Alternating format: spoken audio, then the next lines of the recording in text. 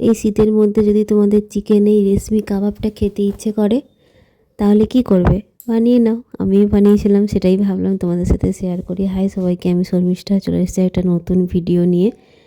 এটার খালি ম্যারিনেশন আমি বানিয়েছি সেটাই বলছি। দেখো, দুবার ম্যারিনেশন করতে হবে। ফার্স্টবার আমি এটা আদা রসুন দিয়ে নুন দিয়ে ম্যারিনেশন করে 1 ঘন্টা মতো রেখে দিয়েছিলাম। তারপরে যেটা মেন, সেটা বানাচ্ছি ভুনা বেসন। এটা সর্ষের তেলের মধ্যে ঘি দিয়ে একটু গরম করে ওর মধ্যে বেসনটাকে মিক্সড করে রেখে দেবো ঠান্ডা হওয়ার জন্য। এই ব্ল্যাক পেপারও ইউজ হয়েছে। এরপর চলে যাব সেকেন্ড ম্যারিনেশন। একটু সর্ষের তেলের মধ্যে কাশ্মীরি লঙ্কার গুঁড়ো 2 চামচ নিয়েছি, যে যেরকম কালার পছন্দ করো সেরকম নেবে। তারপরে নেবো এবারে ওই ম্যারিনেশন চিকেনটা এর মধ্যে দিয়ে আবার মানে দুবার করে মাখাবো। তো সেটাই ভাবলাম তোমাদের সাথে শেয়ার করি। আর রেগুলার মশলা দেবো, খালি জিরে গুঁড়ো, ধনে গুঁড়ো, লঙ্কার গুঁড়ো, হ্যাঁ, এগুলো সব রেগুলার মশলা। আর লাস্টে দেবো দই।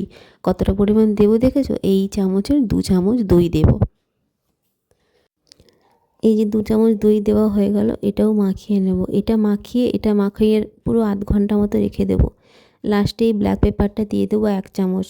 তোমরা যে যার মতো মশলা যেরকম মাংস নেবে সেরকম। আর সবথেকে মেন ম্যাটার হচ্ছে বোনলেস চিকেন লাগবে।